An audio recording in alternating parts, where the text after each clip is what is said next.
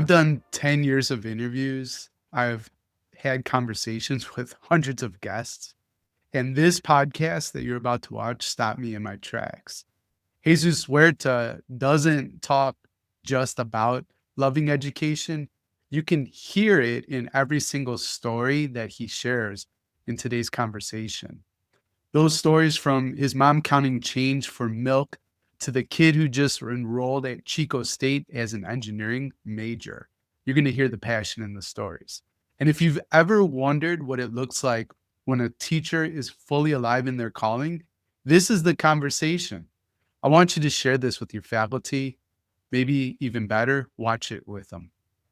I'm Danny Bauer, and this is Better Leaders, Better Schools, the original Ruckus cast for visionary leaders who want to do school different, even within a traditional system, so that we create a campus experience worth showing up for.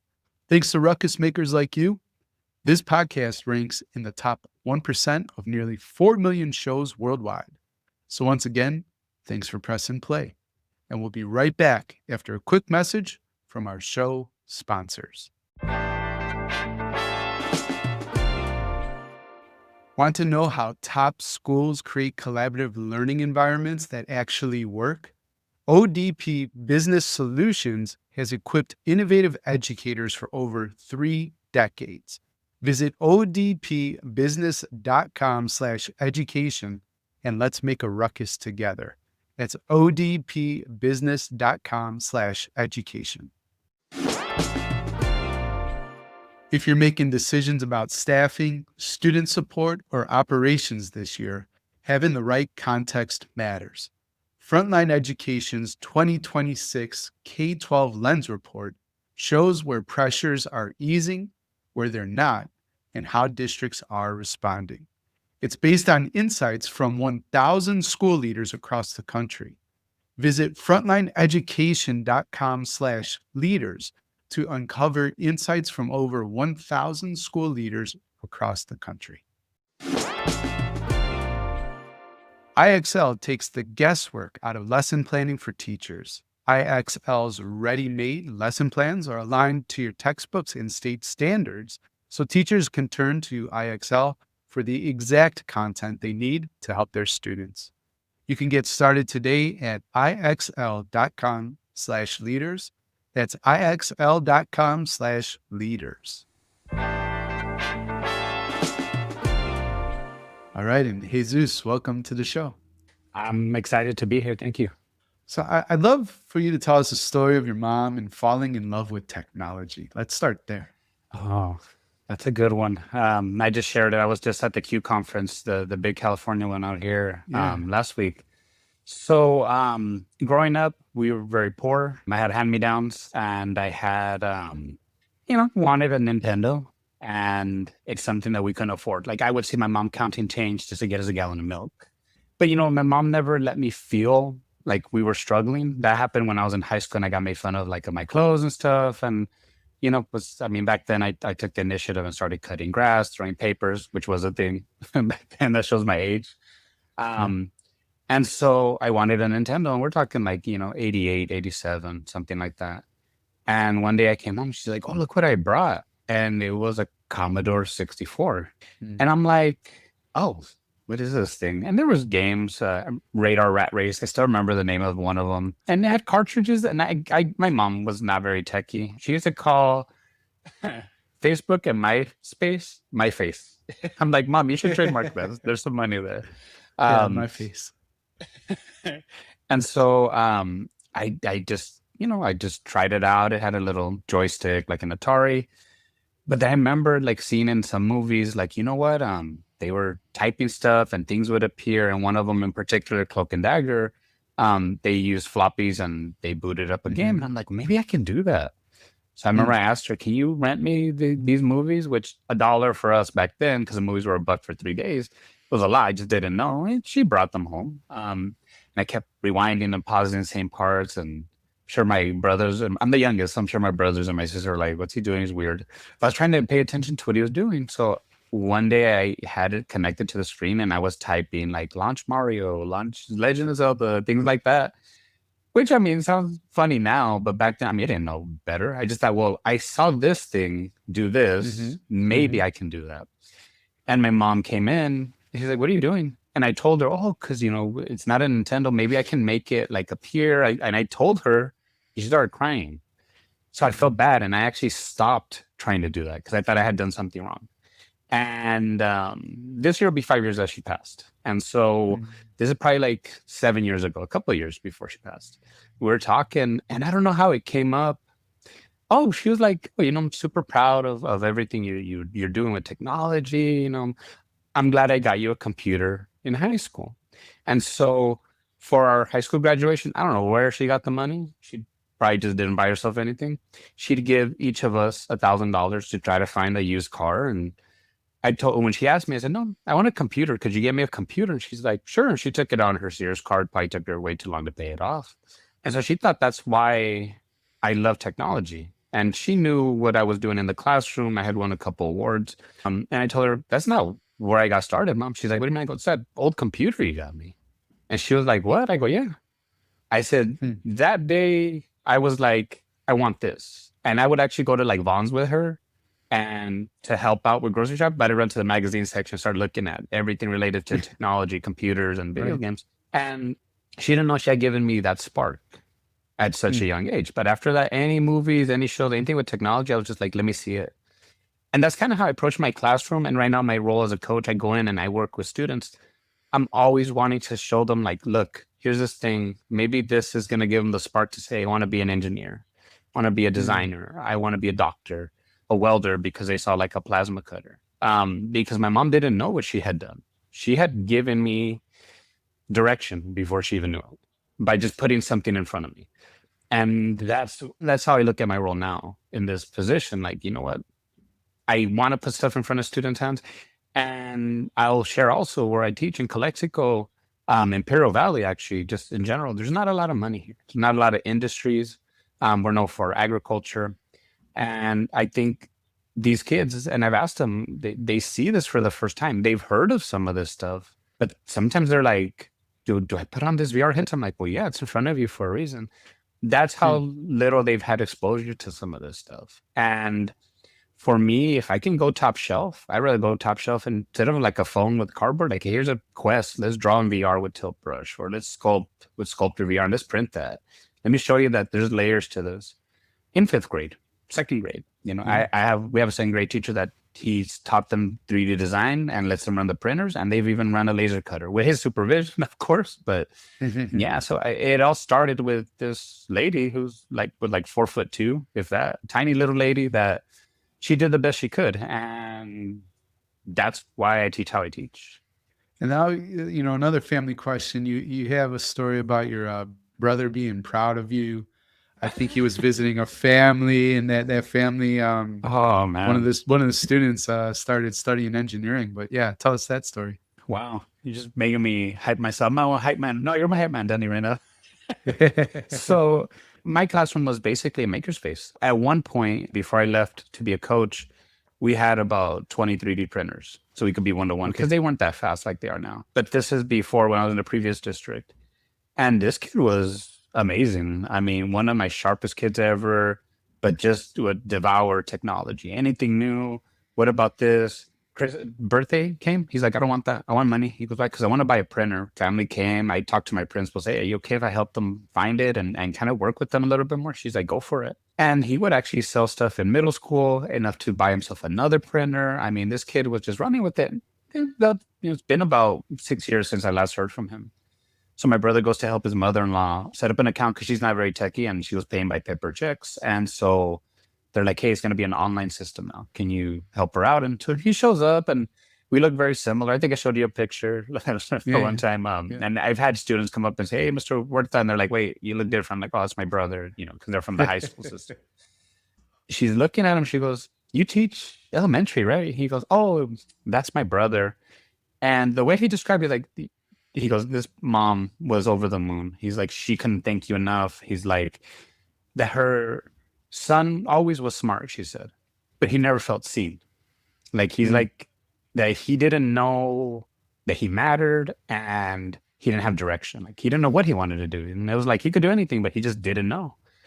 And she said after his class, he's like, I know what I'm going to do, Mom. I'm going to be an engineer. And right now he's at Chico State. And he he told me, he's like, I've never told you like this. He goes, I told you I'm proud of you. He goes, but he goes, I don't think I've been as proud of you as a professional. He goes, as right now, he goes, I'm super proud of you. And it was very sincere. It's like, whoa, like one of those moments, yeah, between brothers, you know, oh, when I had my son and oh, you're a good dad and proud of you. But it was different because I mean, he had seen, I guess, firsthand, like, I guess the impact I had had with, you know, one particular student. And I have a joke with some of my colleagues. Like, you know, when we get compliments from parents or students come back, I'm like, oh, I can retire. And I tell them, dude, legit, I think I can retire now. Like, I have a student that made it. Like, he's up there, you know? And so, yeah, it really, it humbled me in a way because I was like, okay, what I'm doing, it works, but I need to stay like level. Like, I can't change this, how I'm doing it. Because I want more of these kids to come back or the parents to reach out and say, hey, you know what? They started their own software company. You know, they're helping develop the next generation of AI, or they're doctors, they're nurses, they're surgeons, whatever it is, anything where they continue their learning. Yeah, it's fantastic. That's one of the well, thank you for sharing that story, right? So it's heartfelt. I could tell that it means a lot and how it impacted you to this day because of social channels like My Face, right? My faith. No, but I love hearing from my old students, you know, whether it is Facebook, it is Instagram, sometimes on LinkedIn actually as they grow in their careers. But just seeing what they do. And it's the best part. It's the best part. Shout out to one student. I don't know if she listens to this show, but Mahogany, she started running marathons with me in sophomore of high school. We used to run and raise money for clean water projects around the world. And I don't know, you just figure like marathons are hard, so she'll probably quit. Like, why keep doing them, right? She ran all throughout college, Jesus. She continues to run this to this day. And she's also a teacher now. So it's like, oh man, if there's any student I'm super proud of, it's that she's at the top of the list for sure. So I like that you dropped her name. So shout out to Donovan. He's out there. And if he ever hears this, hey, thank you for keeping me going. Yeah. Send it to him. Send it. Actually, I need to, I should write, I'm just going to write this down as a little note. Send it to Mahogany because she really is an inspiration to me. Okay. You clearly love technology and do really impressive stuff that's inspiring your kids. I'd love to pick your brain and just hear, like, if you could pick, let's say, just 5 tools for a tech classroom, what are you picking? The first one's going to be a 3D printer. If I could pick, you know, 2 or 3 different ones, I'd get one of the bamboo printers. They're super fast, super reliable. One of the new ones is the Snapmaker U1 that does color changing way faster. A 30-hour print on another printer would take 5 hours there. And the Elegoo Orange Storm Giga. I have a picture. I'll send it to you. I'm standing next to a 4-foot tall Labubu that they 3D printed. No, yeah, really? Okay. Yeah, multiple parts, multiple colors. Yeah. I mean, his ears are like right here, I think, up to like my head. And so I think 3D printing because it's so versatile. I mean, in medicine, prosthetics, you know, people that their insurance won't cover it, you can 3D print one. And as the child grows, guess what? We can modify it, resize it, do other things. I've seen people that add like little attachments for little like symbols and things like that.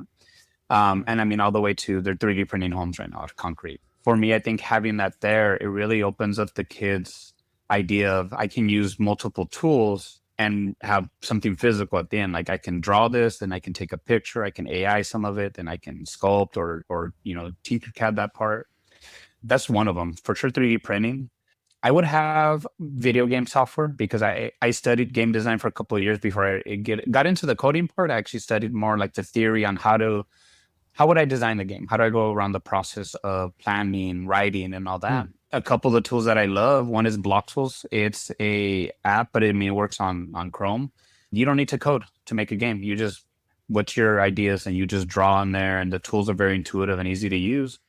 I think the one that complements it really well that you can jump into and start very easily, but it's one of those like easy to get into, but I mean, it could take you forever to master and really figure out every little thing it does. But then when you do, you're a professional. So when you master that, you're at the professional level. That one's Construct 3. And that's one that my son and I are using right now because he's studying video game design. I would say another one would be X Tool laser cutter or a Glowforge. I love the X Tool more just because I think it's a little more versatile. I love versatility in tools. Like I can use it a lot of different ways because with cardboard, I love cardboard arcade. I love planning and prototyping our cardboard because it's an easy material to use. And when I had my classroom, well, there's no way to get a laser cutter. So we did everything by scissor or these little plastic saws. And I mean, the kids, one arm was bigger than the other because they were just sawing away for like hours. And one of our teachers, our shout out to Mr. Magallanes, our head robotics coach. They just had their competition, did a great job. He was having them use that for prototyping for our MESA project where they had to make like little airplanes and little structures. And he was just blown away with the precision. And seeing that desktop one, any of these kids, we start to talk about, well, yeah, but there's industrial ones. And what do you mean? Well, this is what I would use if I worked, for 3D printing. Like if I worked at Toyota and I have a concept car idea, there's one the size of a room. So I would have definitely that. Something else I would have is what we have in our district. They're called blue bins. We have non-tech stuff. So I know I always, look at this 3D printed and drones. But my favorite tool is Play-Doh and stuff like that. Because guess what? I can ease students into the design process with Play-Doh. Everybody loves Play-Doh. Before I even say open it up, they already have it in their hands. They're smelling it. Popsicle sticks are great. Keep up planks are great. So we have like this section in our Makerspace that a lot of our new teachers to tech will say, I just want to stay there. And I'm like, yeah, stay there for a year if you want to. And then just pick one tool. That's one thing I tell them. I definitely have the blue bins. And then after that, I would have KaiBot. It's this new robot that we're working with them right now here in our district. KaiBots are great. They have these little cards that you just stamp it on top of because it has a little optic sensor on the bottom. But I love that they think about, it's like a Toyota, the way they designed it. The cards are bilingual. So we have a lot of English language learners here. Here's your English word right across. Hey, there's your Spanish word. So you're learning. It's not that they're going to pick up the English language just using it, but we can add a little bit more, on there. We can sneak it in. And I like when we can sneak in things. But they have this great ELA and math component that goes with it. The robots are super smart. And what I love also is they get to see a mix of digital and physical coding because it has a desktop program, well, a Chrome one. But while the robot's moving physically here, it's moving in the game world. And I love it because when I saw it, I was like, oh, this is cool. So I can imagine a kid going, my little robot's moving here, but it matches what I'm seeing on the screen. There's some other stuff I could probably name here. Like this could be the whole episode if you want to just talk about what I would want in my classroom. But those are the 5 for me: 3D printing, laser cutting, the KaiBots, the blue bins, and I can't remember what the one I said. I already forgot what I said. There was a lot there. I'm going to send you the recording too, because I'm like, we probably should, if we can, provide links, to Ruckus Makers in case some of this stuff was new. Yeah. Something I'd love to ask you about, they were a sponsor in the quarter before, January through April, but I got to meet some folks at the team over at Play Piper, and I know that you've used that before too. What's it like partnering with them over the years? Again, the physical coding part. You know what? I think I only said 4. So if I only said 4, that's them. That's my other one. Okay. Because before coming to where I'm at now, in other districts I had been at, it was harder for them to support, what I wanted to do, which I understand, there might not be enough money for everybody, might not be fair. So I would get a lot of stuff out of my pocket. And I always would try to, can I help at a conference? Can I present for you guys? How can we work together? And I've known them for, I want to say like 9 years now. So I would do what's called basically like their free time at the end of the day. I'd always take the last 20 minutes of the day and tell them, this is your option time. You have options. Okay. You can do any of this stuff, but it could be reading. And if you're like, can I put on my headphones? Because it's, there's, go ahead, put on some background music, that's, and I would always tell them nothing with lyrics so you can really pay attention to what you're reading. But I had Piper computers, and something that I love about those is all the wiring that has to be done. So I'm an assistant coach for our robotics team. And sometimes kids that come in and they don't have even the tiniest bit of understanding of anything to do with wiring. And there they have to do the actual wiring with jumper cables, breadboarding.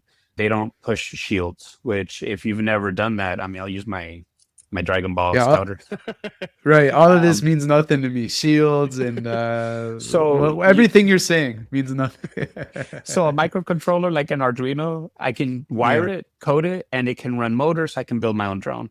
But a shield would take all the guesswork out of the wiring. I can just do this on a shield if I had a shield, and then I can just plug in the cables, and it makes it easier. It's a little more elegant, but I'm not learning the ins and outs of what's really going Mm, on inside the shield.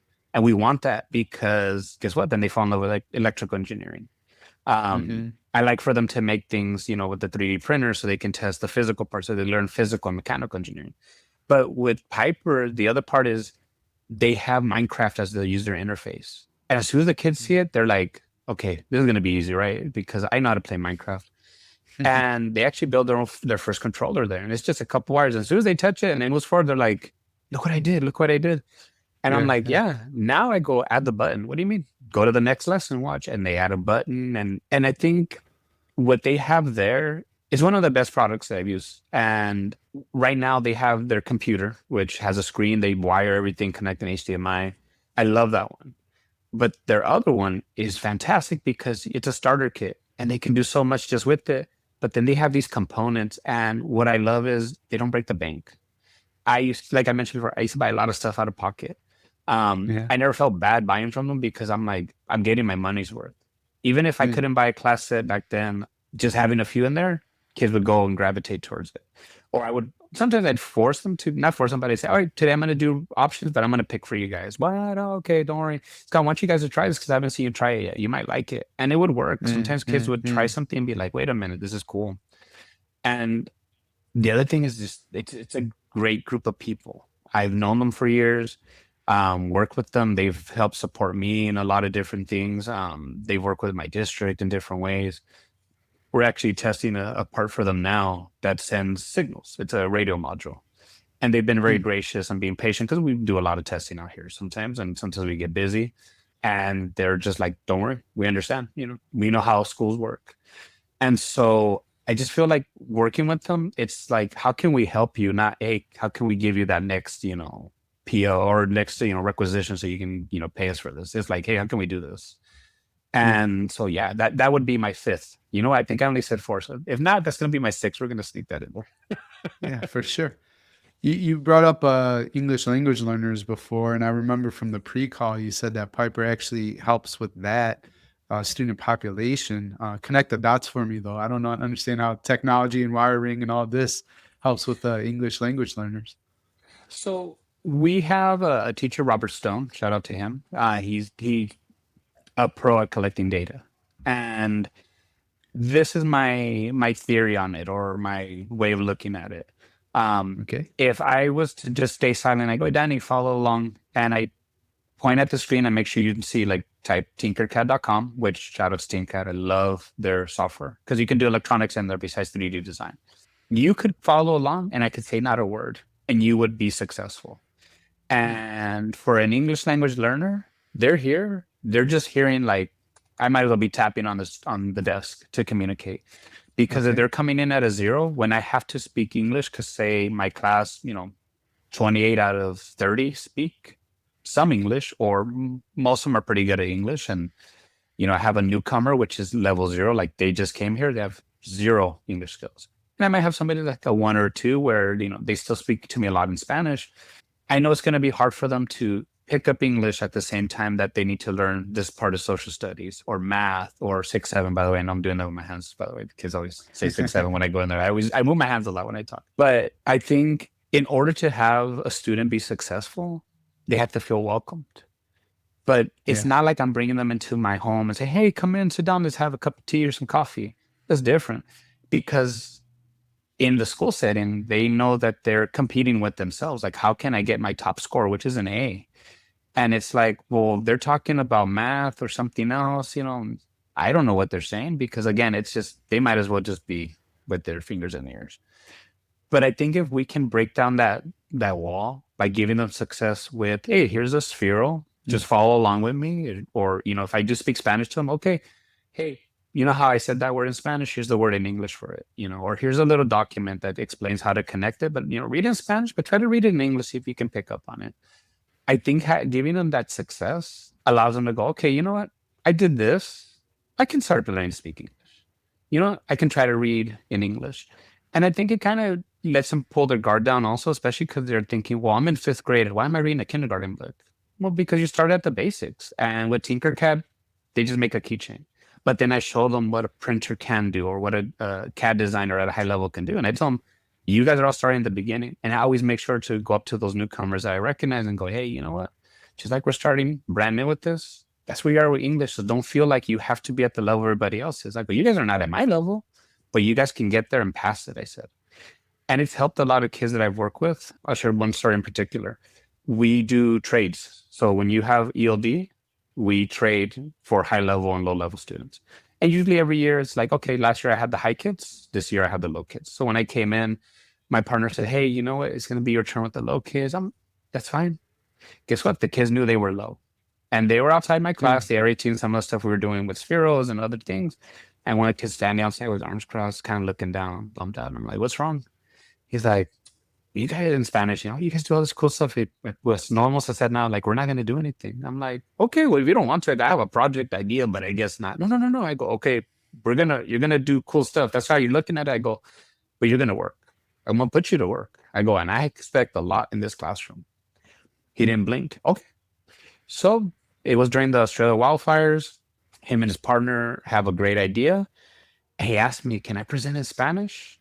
I go, I really want it in English. He's like, I go, tell you what though, make you a deal. He was like, okay, this time you present in Spanish, next time in English, but I'll go up and live translate for you. He's like, you'll do that? Yeah. Want to hear your idea and I want everybody to understand it. But you can't use me a second time. I go, it's like one time yes, one time no. He goes up, I start to stand up, he puts his hand up, and I'm like, he was very embarrassed by his accent. Yeah, it was pretty thick. You could do it. And he explained it. You know what their idea was? They had thought of this idea. If somebody does this, please credit these two kids. I'll find them for you. Because the fires had destroyed so much, shrubs and trees, bushes, all this plant life. They said, okay, a robot will go out, measure. There'll be a drone. It's like 3 robots. A drone will measure this area where the plants were. After it's been cleared out, this robot will come out and figure out mathematically using the information from the drone, because they work in sync. It'll drill down the right depth, drop the seeds, cover it, and go and follow the drone to the next area. There's a nurse drone, they said. They called it a nurse. They're like, just like they take care of the babies in the hospital, this robot stays behind and makes sure it gives it extra vitamins and nutrients. I'm like, where are they hearing this from? This is before AI. This is 2019. Yeah. And I'm like, and they're like, and they're seeing my face. And afterwards, like, was it a bad idea? I'm like, I've never heard such a good idea from anybody. I'm like, this is incredible. And they had built it out of Legos and some other stuff. Yeah. And I told the kid, why were you nervous to speak? He's like, I don't know.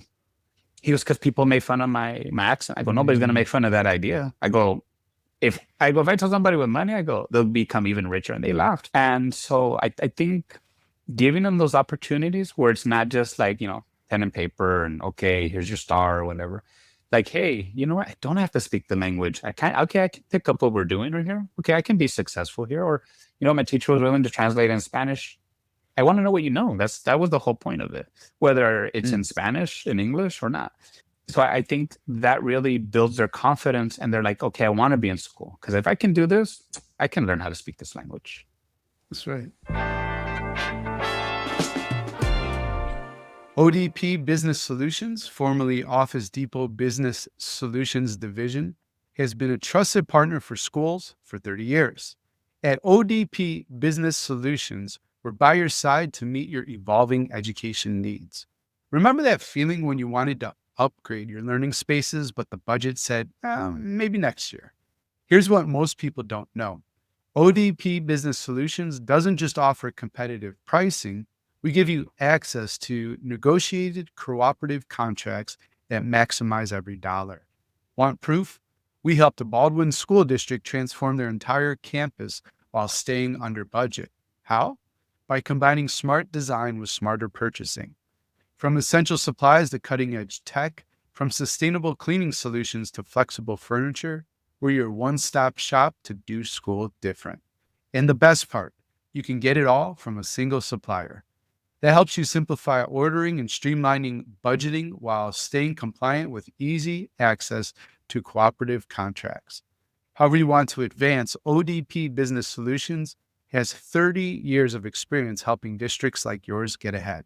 Visit odpbusiness.com/education to learn more. That's odpbusiness.com/education. With so much changing across K-12, it's not just about reacting, it's about making decisions that hold over time. Frontline Education's 2026 K-12 Lens Report brings together insights from over 1,000 school leaders to show what's shifting across staffing, operations, and student support. Learn where momentum is building and where districts are feeling the pressure by visiting frontlineeducation.com/leaders. You can get your full report at frontlineeducation.com/leaders. What makes an assessment effective? I would argue giving teachers access to quick, reliable, and useful results that inform the next best steps for teaching. And that's where IXL really stands out. Teachers get powerful insights into student performance on a daily basis so they can address issues the moment they arise. Imagine that, adjusting instruction in real time before it's too late. Your teachers have a tool that helps them be even more effective. And your students, they grow and they grow. Check it out for yourself at ixl.com/leaders. That's ixl.com/leaders. I have a saying that people have a nasty habit of meeting your expectations, right? And you're just showing like, hey, we're going to work hard, but you're going to love it. You're going to be challenged. You're going to, get these kind of results and look at the confidence and what the There's a kids teacher named experience. Catherine that makes fun of me Oh yeah, because every time we, working on something, what can we work on with the cricket? Yeah, it's easy. What about these drums? Yeah, it's not a problem. Yeah, it's easy. Don't worry about it. She said, why you say everything's easy when it's not? I'm like, because if I told you it's hard, Catherine, if you're listening, you wouldn't try it. And she started laughing. I'm like, that's why. And so the running joke is when we're talking about something, she's like, oh, it's easy according to Zeus. So yeah, that's right. That's right. Well, I think this brings me to the next question, which is I know you love improving lessons, right? Making them better, even the ones that have worked for you. And that's yeah. not necessarily in every teacher's tool belt, right? Or educator's tool belt. You might just get complacent, like, oh yeah, that's the one that always is a hit. But it's this constant improvement process, with you. So can you tell me a little more about that philosophy? And I don't know if you have a framework or approach for how you try to improve lessons, but anything you want to share on that topic, I'm all ears. It's funny. I've actually never been asked that. And now that I'm thinking about it, What? Well, hey, I use the engineering process. So huh, the engineering process, it's a circle, but it's never fully closed because you think of the idea, you draw it out, plan, whatever, get over here to prototyping and you use it. But back here, you just keep doing this, how do I improve it, prototype it, come back and you can use it. And when I teach that to kids, I always tell them, what iPhone are we on? Like 37 or whatever. Well, there was yeah, other right. ones. And there's some you guys never saw because the ideas just didn't work. Mm, And that's how I look at it. And I've had a couple of great mentors. Ascension Reyes had the most impact on me. mm, Local educator, retired. He's incredible. Wealth of knowledge. If you find him on Instagram, that's usually, where you see a lot of his stuff. Trust me, if you were to ask him, hey, you know what? I'm new to 3D printing. How would you approach this? He's a wealth of knowledge. He won't be like, oh, let me sell you my course. It's like, hey, here's my stuff. Here's my website. He has a great website. For me, the reason every year I would change it up. I'd look at it. Sometimes I just redo the whole thing, especially now that I have tools that allow me to move a little faster, like using Gamma.ai or Gamma.app. mm, mm. Gamma AI is officially like the name of Presentations and stuff, right? yeah. And I mean, it makes a great presentation. I always go through to make sure it looks exactly how I want it to do. Hmm. Um, my prompt is always like about 4 or 5 paragraphs though. Like I Yeah, give it a sure. lot of details. The reason for that is I like to keep things fresh because these kids need freshness all the time. And yeah, we're competing with like, YouTube, TikTok, whatever video game system is out there. I game a lot. But I think every year it's just a new group. And this is how I look at it. Every kid that comes in is a puzzle for me to solve. And I love it. I love solving puzzles. I like fixing things. Not that they're broken, but that's why I say they're puzzles. One of my old hobbies, which now is kind of too expensive because it got expensive, was I used to buy old broken down video game cabinets and restore them. And I just love the process of taking it from this to this. And that's what I loved about working in the classroom when I had my class. And I see it now even more. Like I worked with TK today using these little robots called indies from Sphero, and they were amazing. For me, I think that's my approach because the world moves so fast. I can't use the same lesson from last year because last year, guess what? ChatGPT was the best AI. What's the best one now? Is it Claude, Gemini? Well, next year, what's it going to be? 2 years ago, the best 3D printers, this company didn't even really, make like any noise. And since the world moves so fast, I have to keep that speed up. And it can be hard, but I can use tools now that help me. And what I like to do also is go back to that list and go, okay, how can I sneak in another piece of tech or software so that way I'm killing two birds with one stone, three birds. Okay, we're doing Tinkercad. All right, now let's use, hey, did you know it's related to the laser cutter? They're like cousins. That's how I like to explain it. And even if it's just seeing how it works, from there I can understand, you know what, okay, I tried this, it worked, let's go back and try new things. So for me, that's why I do it like that, because I'm sorry, the greatest hits, yeah, that's for music. But for, these kids that every year they're different, they're changing because the world's moving a lot faster than we have to keep up with their speed. Or guess what? Then we have behavior issues. They don't want to learn. I'm getting frustrated because they're bored. Well, guess what? If I'm bored teaching my lesson, those kids are definitely going to be bored. And that's the other way I looked at it. That was a master class in education, and that was my approach too, and it works. It works. Yeah. So the ruckus maker point of view is the right point of view. I'll say I'm biased though, right? I'm super biased, and I get heat. I get real heat on social media from teachers when I say this at times, because they don't listen to the whole phrase. And I talk about, to do school different means how do we reimagine this project of education, even within a traditional setting, so that we create campus experiences worth showing up for. And that last part's the most important part, creating a campus experience worth showing up for versus, oh, this is compulsory, kids just have to show up, or teachers just have to show up because they're, getting a paycheck or whatever. And there's data like I think it was Gallup. Like this is a renowned research group. They don't, they're like known for data and surveys. And I think they found 52% of students are like checked out, like not interested in school. And I say, well, the reason is clear. We're not creating a can't miss experience. Teachers hear that and they say, they hear you're not good enough. It's not what I'm saying, right? At all. I'm saying basically your approach. How are you evolving? How are you putting, what you're teaching? You're selling an idea. This is a product, right? And how are you putting in front of these students saying, this is really cool to learn today, and here's why, versus you're my student and you must listen. Like that doesn't work. Yeah. It used to maybe work, but it does not work anymore. And the last thing I'll say here is that teachers sometimes say, they go, I'm not an entertainer.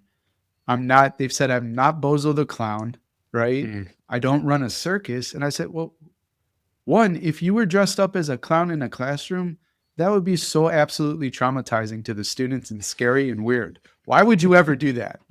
And who said you should do that? All I said is create a can't miss experience. And what they hear is, oh, I got to do this thing and make it so crazy and entertaining. And no, do it the Jesus way. Know your kids. Know what drives them, what they're interested in. Meet them where they're at, and amazing things happen. And see, so I think I was already a ruckus maker before, just didn't know what my new title was. Yeah. The way I explain it to teachers when they go, but why should I do this? Okay, I'll use a cooking analogy. My son, one of these days, I'll send you some pics of some of the stuff he makes. He makes killer food. Yeah. He wants to make videos. You were telling me about the food. I eat well. Yeah, yeah. Um, but this is how I put it. Look, I can get a piece of chicken thigh, boil it up, no salt. Here you go. Kids are getting proteins. Or I can, you know what, throw some spice on it, did some chili oil, throw it in the Mm. air fryer, finish it in the oven afterwards. These are all techniques that my son taught me. And a nice little side dish that's healthy. Instead of just broccoli, some broccoli, like a vegetable medley. And you know what? Maybe a little bit of cheese on top. And guess what? Kids are like gonna say, I want that. That's what I mean. Now, you might say, or I hear teachers, but I don't have the time. Or they go into our makerspaces and they're like, wait. And I can't remember the gentleman, but he had this theory about there's no perfect teacher. You gotta stop saying perfect teacher. I can't remember his name. Mm, mm. Shout out to whoever that is. I can't remember your name. Sorry, sir. But I told him, pick the one thing as soon and I told him, look, turn around or walk back out. And as soon as you walk in, just scan the room. Don't take everything in as I need to learn all this. What's the one thing, even if it's the Play-Doh, I tell them that you're like, I want that. I want to use that. You Hmm. don't worry about the kids. What do you want to use? Because I go, this is a multi-year thing. I tell them, this is not a Yeah. 1 year learn 3D printing, use the Cricut, fly some drones. And I mean, no. And they'll ask me, how long did it take you? I'm like, I had a 3D printer donated, Danny. It's a $3,000 printer like 10 years ago now. I almost threw in the trash, like that one gift where that guy's throwing away the computer from Parks and Recreation. And I couldn't get it. And the teacher thing, I could have asked this guy since Son Reyes. I didn't know him that well then. He put it in my head to do stuff like this. I could have asked him, but I was, I'll figure this out, which probably maybe help me better in the long run. I don't know. And he said something to me, now that I mention him. When I first saw 3D printing, I also saw physical coding, Arduinos, and robotics with him. And I asked him, hey, this is for like high school, right? Like CTE? He goes, what do you teach? I said, fifth grade. He goes, why not? That's all he says, why not? And I Why always tell not? teachers, why not? Why Mm, not? And he goes, you have teacher vision. People that are not teachers don't have it. They'll never see it the mm, same way. They'll see it as a parent. mm, They'll see it as a CEO. mm, He's like, the teacher vision. And he goes, and yours is unique to you and your background. He goes, you're going to look at a 3D printer and go, He goes, but you're going to see other tech that's maybe not meant for the classroom. And you're going to go, wait, I can teach this with that. He goes, and he goes, our secret superpower. And I mm. loved it. And so, yeah, right now, what you said, I totally agree. You want kids to come, put on something that they want to see. Because once you engage them, you got them. And you can make them Yeah. write about a robot. Hey, we drove these throw around. Exactly. How would you make it better? Give me three Mhm. ways to make this throw better. Yeah. All of I'll a sudden get they're 60 learning. Oh different no. ideas. Now I got to read It's this. amazing. There's my Yeah. problem. That's cool. I've really enjoyed this conversation. And I'll add a little spice. Here's a little chili pepper flakes. Um, my version of why not is what would need to be true for this cool thing we're trying to accomplish to be possible, right? And it's just a different version. I think same flavor there. Cool. Well, I'd love to ask you the same three questions I ask all my guests here at the end. And so the first one is, Jesus, if you could put one message on all school marquees around the world for a single day, what would your message be? Why not? Why not? Why not today? Something similar like that. Because what I want teachers to understand is why not today? I'm going to open up that 3D printer because I've given PD and consulted, and when there's no I KCI Kraus Center for Innovation. Shout out to them also, Gay Kraus. She's amazing. I always ask who has 3D printers, and I go, please keep your hand up. Don't be embarrassed. I go, is it still in the box? I go, take it out of there. Why not? Why not Mhm. ask for something?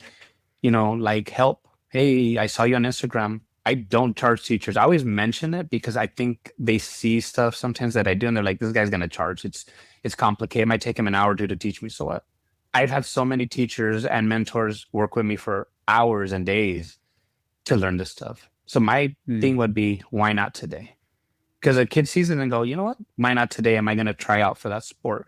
Why not today? I'm an athlete, but I want to be on the chess club, or I want to be in esports also. I love gaming, and I'm also a great soccer player. Why not today? Why not break down, what I think is expected of me? Let me raise that. My teacher said today that I should be able to do this. Why not? Why can't I do it today? That's right. Next question is, you're building your dream campus. You don't have any limitations in terms of your resources. Your only constraint is your ability to imagine. So what are the three guiding principles as you build this dream school? Mm, that's a good question. Okay. Yeah, that's the one I'm known for. Um, I tried to take it away for a second, and the okay. audience revolted. I would ask teachers to make the classroom really their own. If they love music, your class specializes in music. It doesn't have to be STEAM based. Because for me, the A and it's not that I hate the word STEM, but I hate that we leave out the A. And I have a Mm, friend, Valerie Perez. A lot of shout outs. Valerie Perez is amazing. mm, She gave me one time. She goes, "Have you ever heard of STEAM, but with an extra M?" I'm like, "What's the extra M for?" She's like, "Music." She goes, "I understand mm. the A is for arts, but people hear arts." She goes, you think of the visual." She goes, Visual. "Not the auditory." I would say the first thing is, who are you? Make your classroom about you. You know what? You love sports and athlete. You're an athletic person. Guess what? I'm gonna get you all that equipment. You're like me that you love making things. Here you go. You need a double size classroom because you need your own basically makerspace. You got it. We'll do that. Or you know what? Here's a makerspace for every grade level. That way you guys are not Mm, competing with each other. For me, that would be one of them. The second one would be really focusing on letting students lead the learning. And I don't mean they pick the content standards, but if they throw an idea out there, you know what? Hey, there's time for that. We're gonna, you know, honestly, the other thing kind of goes with that. I would love to be able to pay teachers to be there on a Saturday or mhm. make the week short. Make okay, every other week is 4 days. And we learn one day from each other. You know what? Yeah. Who are our music teachers? Okay, you guys are up next week. What do you want the PD about? Everybody, let's go. And it's not mandatory, but hey, you know what? We're a community. We're our own little ecosystem here. We got to work together. Because guess what? If you mention music to me, yeah, I can. I mean, I tried to play. I used to play saxophone a little bit, but Me guess what? too. I use digital music tools, not Mm, Apple like GarageBand. I use other ones that sound like retro video games, like the Sega Genesis, the Super Nintendo, the NES. So I think for me would be a combination of those two things, where bring yourself into that classroom, also let's share what we're doing and train each other and expand even more on it, and really just jump at those ideas that pop out. Because I mm, think, as you mentioned, or you asked me earlier, like, why do I change my lessons? It can't just be me. I can't just be the one that does that, or me and maybe my group of friends or colleagues that we work together, or my partner, Francis Ortiz, shout out to him. I've always told him, if I leave this position, he's one of the teachers that I could see replacing. He's amazing. For me, I think that's something that matters, where we learn from each other. And if it's done right, it's not hard. It's easy. Like I said, it's not. It's easy. So yeah. mhm. Wonderful. Well, last question I ask everyone, Jesus, is we covered a lot of ground in today's conversation. Of everything we discussed, what's the one thing you want a ruckus maker to remember? Hmm. The number one thing that I want them to remember is it's not gonna be done in 1 year. I want them to remember that new step forward is gonna take time, Mm, and you have to stop putting that much pressure on yourself, because the kids, when they see that you're understanding that you yourself are not perfect, they themselves will let their guard down. We let our guard down, they will, and guess what?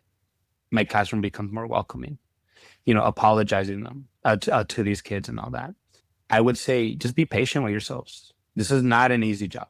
Even though I say it's easy to learn, oh, this is easy, and to use, oh, use it to teach. Yeah, it's not an easy job. It's hard. And it becomes more difficult when we want to add another layer to it. But be patient with yourselves. And guess what? The kids will be patient with you. When you mm, fumble a lesson, guess what? They're okay with it. So if you fumble, like you fly a drone in the class and it crashes and it breaks, and you're like, okay, guys, let's put it away. They're not gonna go, they might go, oh, for a little bit, but they're gonna go, you know what? My teacher made a mistake. I bet you $20. 5 kids after school be like, I gotta know how to fly drones. Can I show you what you did wrong? We let our guard down, we let those kids in. Guess what? Now I got 5 aides in my class. They can all help me. So boom. that's one thing I would tell students, I mean teachers, is relax. Yes, it's hard. I'm not saying it's not, but be patient with yourselves. This is not an easy profession, and to continue growing can be difficult. And yeah, take care of yourselves, value your time, but also find that balance where you can try to add, maybe part of the new layer. And then the next year you finish that layer off.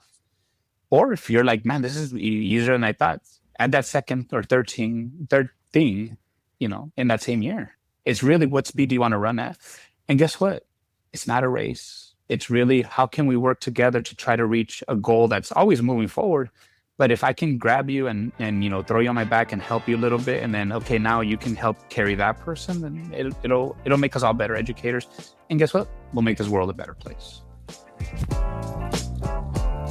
Hey, Ruckus Maker, thanks again for pressing play. I hope you enjoyed this show as much as I enjoyed recording it. And before you go, if today's episode shifted something for you, where you want to do school different or you have a new idea about education, then I want to invite you to subscribe to ruckusmakers.news. That's our newsletter. And you get 3 new opportunities to do school different every week sent to your inbox. It's trusted by over 5,000 school leaders. And if you want to reimagine education within a traditional setting so that you could create a campus experience worth showing up for, subscribe for free at ruckusmakers.news.